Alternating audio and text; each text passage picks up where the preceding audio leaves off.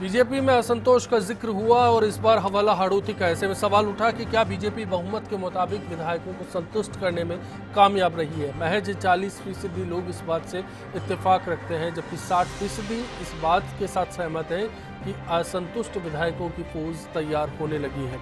सुशील शर्मा जी, क्या कांग्रेस के लिए बेहतर सिचुएशन अब आप देख रहे हैं, स्थिति बेहतर होती जा रही है? वो आपके सामने हैं, जितने भी कॉल आए हैं सबने करीब करीब सरकार की स्थिति और संगठन की स्थिति बखान किया है।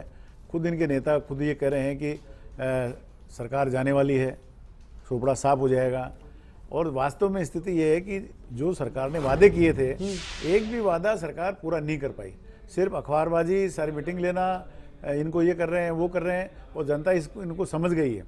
और जो आने वाला समय है भारतीय जनता पार्टी के मंत्रियों के लिए, विधायकों के लिए बहुत ही चुनौतीपूर्ण है, क्योंकि जनता को ये फेस ही नहीं कर पाएंगे, क्योंकि किसी भी चीज़ में खड़े नहीं उतरे हैं। और इतना भारी बहुमत जो मिला, इनको भारी विश्वास जो लोगों ने किया। अब आप देखिए कि पेंशन उन्होंने बंद कर दी, इन्होंने सस्ता अनाज गरीबों को देना था, वो चालू था, अशोक गहलोत सरकार ने दिया था, वो बंद कर दिया। नहीं, ये जो नाराजगी संगठन के भीतर की नाराजगी है या फिर सत्ता बांटने वाले विधायकों की नाराजगी है, उसकी वजह क्या है? ये सत्ता के खिलाफ असंतोष है और उसके दबाव के चलते एमएलए आपस में लड़ रहे हैं कि उनके पास पावर नहीं है, अधिकार नहीं है, वो कार्यकर्ताओं के काम नहीं कर पा रहे हैं। मंडल साहब, आप कुछ देर पहले बोल रहे थे कि फडणवीस जी की अमित शाह तारीफ कर चुके हैं, नरेंद्र मोदी तारीफ कर चुके हैं, लेकिन यहां लगता है कि फडणवीस पूरी तरह से असरकारक नहीं है।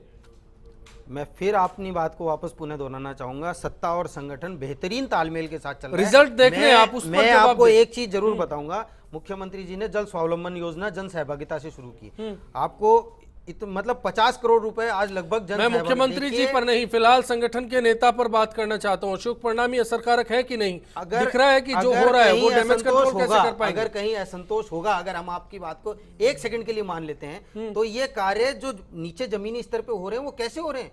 हर चीज का इतना बढ़िया रिजल्ट आ रहा है, लोग आगे बढ़ के हमारे कामों को, उस चीज को प्रशंसा कर रहे हैं। अगर संगठन कर रहे हैं सर, कहाँ आप ये 10 अगर कॉलर्स ने अगर आपको बोल दिया, तो मैं इस बात को पूरे प्रदेश के, मैं इन कॉलर्स को भी छोड़ देता हूँ, आपकी पार्टी के विधायकों की बात करना चाहता हूँ। हमारे विधायकों के बीच में कहीं असंतोष नहीं है, कहीं असंतोष नहीं है। उन्होंने अपनी बात को प्रदेश अध्यक्ष जी के सामने बहुत अच्छे तरीके से रखी, और प्रदेश अध्यक्ष जी ने कहा है कि एक परिवार के अंदर 4 लोग भी होते हैं, उनके बीच में भी किसी बात को लेकर चंद्रकांता मेघवाल ने क्या कुछ कहा, आप सहमत होंगे उस बात से? चंद्रकांत मेघवाल जी ने जो कहा वो उनकी निजी राय हो सकती है। उन्होंने किस बात के लिए वो कहा, उसका केवल आपने उस बयान की एक छोटी सी पट्टी दिखाई है। उन्होंने किस बात के लिए कहा, पार्टी छोड़ देंगे किसी भी सूरत में, टिप्पणी नहीं करूंगा। अगर इस तरीके की कोई बात होगी तो प्रदेश अध्यक्ष जी उसके ऊपर जो कार्रवाई है वो करेंगे।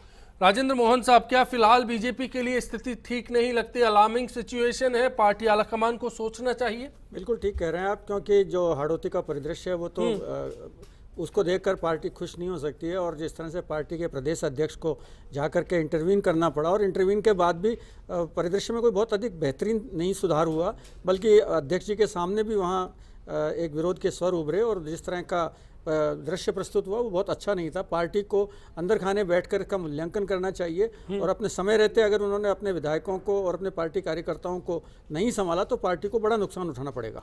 जाहिर है, तस्वीर हमारे सामने बिल्कुल आग लगी हुई है। आप निश्चित रहिए, 2018 के अंदर भारतीय जनता पार्टी की राजस्थान में पुणे सरकार खुले घूम रहे हैं। बीजेपी का 12 का अध्यक्ष जो है खुद खुले मर्डर में शामिल है, वो खुला घूम रहा है, वो मीटिंगों में, मुख्यमंत्री में की मीटिंगों में भाग ले रहा है। वहाँ अरे साहब, आपके राहुल गांधी भरतपुर गए थे तो मोटरसाइकिल पे बैठ के। सुशील जी, मैं इस पर कभी और आऊंगा। अजय मंडल साहब, आप सभी का बहुत बहुत धन्यवाद। राजेंद्र मोहन जी, आपका भी बहुत बहुत।